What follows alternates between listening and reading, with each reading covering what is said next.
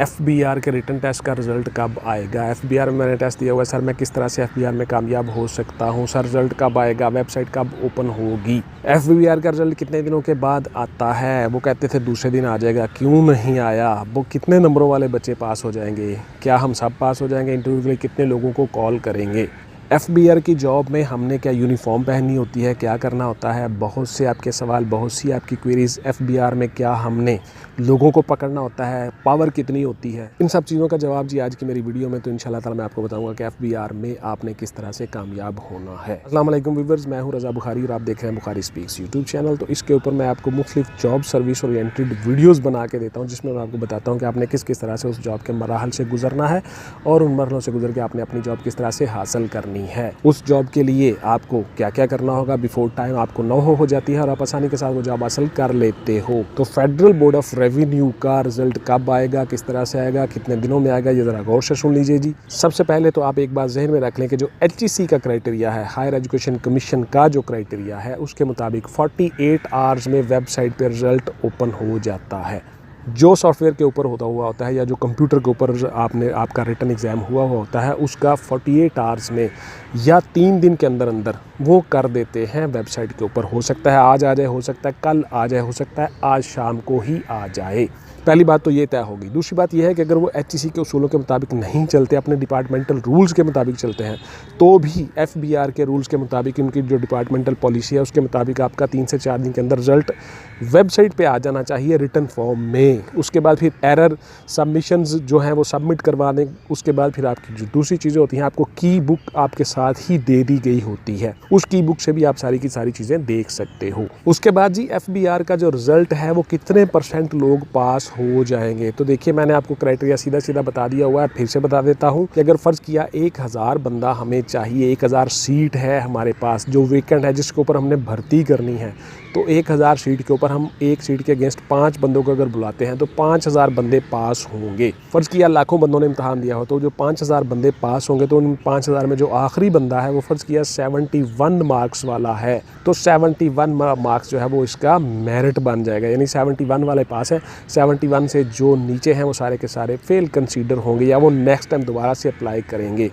Marks तो बहुत अच्छे लिए 70 वाले बंदे ने भी, लेकिन चूँकि वहाँ पे आके एंड हो गया, 5 बंदे एक सीट के अगेंस्ट हमने बुलाने हैं, तो लिहाजा 71 वाला ही पास है।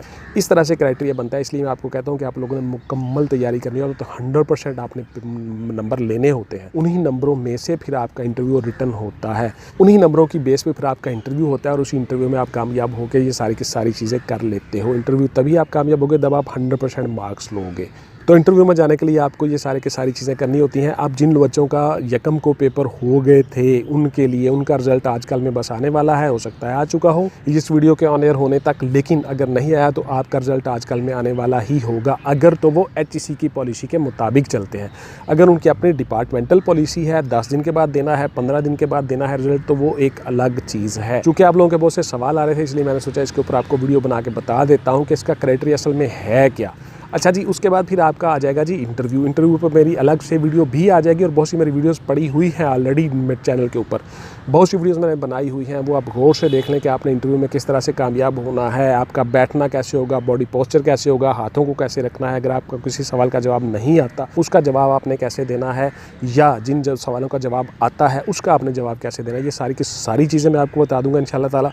उसके बाद फिर आप जो है वो आसानी के साथ उसमें कामयाब हो जाओगे। इस पर मेरी मज़ीद वीडियो भी आ जाएंगी और पहले भी वीडियो पड़ी है चैनल पे, वो भी आप देख सकते हो। आपको करंट अफेयर्स के ऊपर खुसूसी तवज्जो देनी होगी, आपको पाकिस्तान अफेयर्स के ऊपर खुसूसी तवज्जो देनी होगी, आपको इस्लामिक स्टडीज़ के ऊपर खुसूसी तवज्जो देनी होगी। बहुत से ऐसे चीज़ें हैं, करंट इश्यूज़ हैं, करंट अफेयर्स हैं, उसके बाद फिर आपकी चीज़ें चल रही होती है, जनरल नॉलेज है, आपका पिछला जितना सीक्वेंस होता है, आपने एक टाइम टेबल बनाना होता है, एक शेड्यूल बनाना होता है, उसी शेड्यूल के मुताबिक चलना होता है। FBR की जो बेसिक चीज़ें हैं वो आपको आनी चाहिए। FBR के जो एक्ट हैं या ऑर्डिनेंस है वो आपको आने ज़रूरी नहीं है। बहुत से बच्चे ये भी मुझे कहते हैं, नोट सर भी जो आए हैं तो उसमें जनाब फलां नहीं है, एक्ट नहीं है। और भाई एक्ट आपसे नहीं पूछे जाएंगे, हरगिज़ नहीं पूछे जाएंगे, गौर से सुन लें। एक्ट और ऑर्डिनेंस बेटा आप जब ट्रेनिंग करोगे, जब आप महकमे में आ जाओगे, फिर आपसे वो सवाल हो सकते हैं। जब आपको ट्रेनिंग में पढ़ाया जाता है, आपको लॉ पढ़ाया जाता है, कवानीन पढ़ाए जाते हैं, तब। अदरवाइज़ जब आप महकमे में आना होता है तो आपकी जनरल एबिलिटी देखी जाती है, आपकी एकेडमिक्स देखी जाती है, आपका जनरल नॉलेज देखा जाता है, करंट अफेयर देखा जाता है, पाकिस्तान अफेयर्स देखा जाता है कि आपने इल्म कितना हासिल किया है और उसमें आप किस कदर महारत रखते हो, आपकी एकेडमिक्स क्या है, दैट्स इट। ये चीज़ें हमने देखनी होती हैं। इसके बाद जो डिपार्टमेंटल काम होते हैं वो अलग चीज़ है, डिपार्टमेंटल काम अलग से होते हैं, उसमें फिर आपने जब ट्रेनिंग कर लेनी है तब आपसे वो सवाल वो चीज़ें होती हैं। तो उसके बाद फिर आपका सवाल हो जाता है जी एफबीआर में जो है क्या ये यूनिफॉर्म जॉब? बिल्कुल जी, ये यूनिफॉर्म जॉब है और आप इसमें यूनिफॉर्म भी पहनते हो। ऑपरेशन विंग में होते हो, जब आपने लोगों को पकड़ना होता है, जाना होता है, बाकायदा एक यूनिफॉर्म है फेडरल बोर्ड ऑफ रेवेन्यू की, उसमें आपने यूनिफॉर्म पहनी होती है, बैरेट्स है, कैप है, योगर्स है, शूज़ है, इस तरह से मुकम्मल एक आर्टिकल हैं तमाम यूनिफॉर्म के, आपने यूनिफॉर्म पहननी होती है। लेकिन जो ऑफिस वर्क, ऑफिस जॉब होती है, जैसे कि असिस्टेंट होते हैं, जैसे कि सुपरिटेंडेंट होते हैं, जैसे कि आपके असिस्टेंट डायरेक्टर होते हैं, डिप्टी डायरेक्टर होते हैं, वो ज़्यादातर यूनिफॉर्म नहीं पहनते। लेकिन जो ASI होते हैं, सब इंस्पेक्टर होते हैं, इंस्पेक्टर होते हैं या कंस्टेबलान होते हैं, वो सारे के सारे यूनिफॉर्म पहनते हैं। ये यूनिफॉर्म जॉब ही है। तो क्या सर हम रिटर्न में अगर पास हो गए तो इंटरव्यू कितने दिनों के बाद होगा?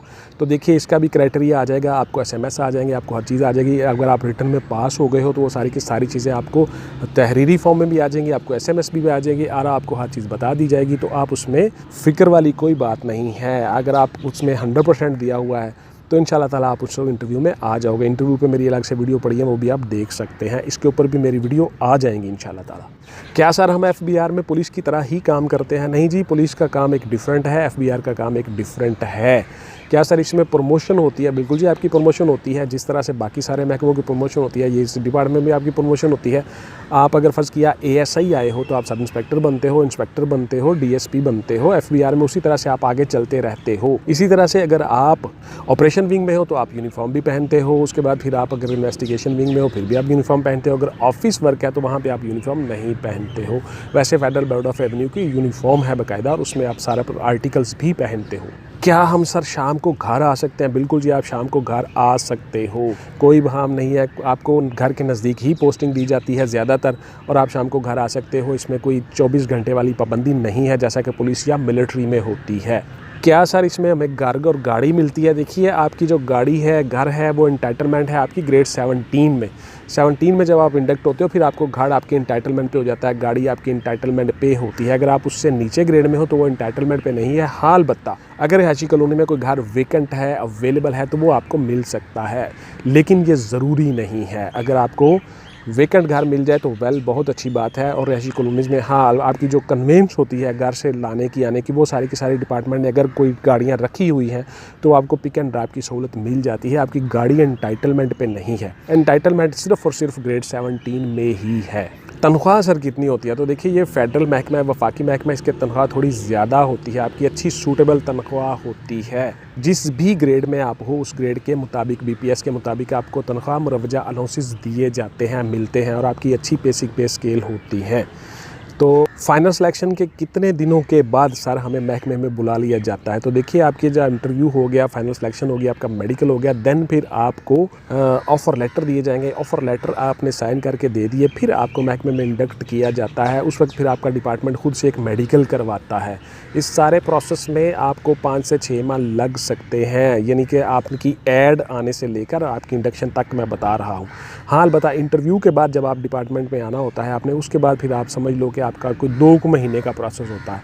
2 महीने के प्रोसेस के बाद आप उसमें आ जाते हो और अपनी जॉब सर्विस का आगाज़ कर लेते हो। आपका जिस दिन से मेडिकल हो जाता है, डिपार्टमेंट खुद करवाता है मेडिकल आपके DHQ से या सर्विसेज हॉस्पिटल से या जहाँ से भी, उस मेडिकल से आपकी तनख्वाह पे शुरू हो जाती है और वही आपकी रिटायरमेंट की डेट भी होती है। उसी से सारे अलाउंसेस और चीज़ें मिल जाती हैं। उसी के बाद फिर अगर फ़र्ज़ किया 2 या 3 महीने के बाद भी आपको तनख्वाह मिलती है तो उसी डेट से मिलेगी जिस डेट से आपका मेडिकल हुआ है, और आपको सारे के सारे आपके जो ड्यूज़ हैं वो मिल जाएंगे, एरियर्स मिल जाएंगे आपको। तो इस तरह से आप FBR में आ जाते हो। FBR का रिज़ल्ट कब आएगा, इस पर बार बार आपके क्वेश्चंस आ रहे थे, मुख्तलिफ क्वेश्चंस आ रहे थे। उसके बाद फिर इंटरव्यू कितने दिनों के बाद होगा, फिर हम महकमे में कितने दिनों में आएंगे, इसके ऊपर मैंने सोचा कि आपको वीडियो बनाता हूँ, आपको सारी चीज़ें बता देता हूँ। FBR का जो इंटरव्यू होगा उसके ऊपर मेरी अलग से वीडियो आएगी, वो भी आप ज़रा गौर से देख लीजिएगा। इसमें वो सारी चीज़ें भी बताऊँगा, इसके मुताबिक आप कामयाब होकर अपनी जॉब सर्विस का आगाज़ कर सकते हो। वैसे ऑलरेडी भी वीडियोज़ पड़ी हुई है। तो तो क्या सर ये ज़रूरी है कि एक सीट के अगेंस्ट 5 बंदे ही बुलाएं, 6 भी बुला सकते हैं, 7 भी बुला सकते हैं? तो देखिए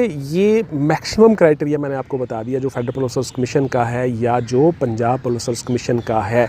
वैसे एक सीट के अगेंस्ट वो 3 बंदे भी बुलाते हैं, 4 भी बुलाते हैं, मैक्सिमम 5 बुलाते हैं। ये मैंने आपको मैक्सिमम क्राइटेरिया बता दिया है। तो ये थी जी मेरी आज की वीडियो के FBR का रिजल्ट कब आ रहा है, इसको तवज्जो से देख लीजिएगा। इसी एक वीडियो में बहुत से आपके सवालों के जवाब होते हैं, इसको स्किप मत किया करें, सारी वीडियो मुकम्मल देख लिया करें ताकि आपको अपने सवालों के जवाब मिल जाए, फिर आपको व्हाट्सएप पे आके सवाल करने की ज़रूरत नहीं पड़ेगी। इंशाल्लाह मिलते हैं किसी अगली वीडियो में जी। टिल देन टेक केयर, अल्लाह हाफिज़ एंड गुड बाय। पाकिस्तान जिंदाबाद।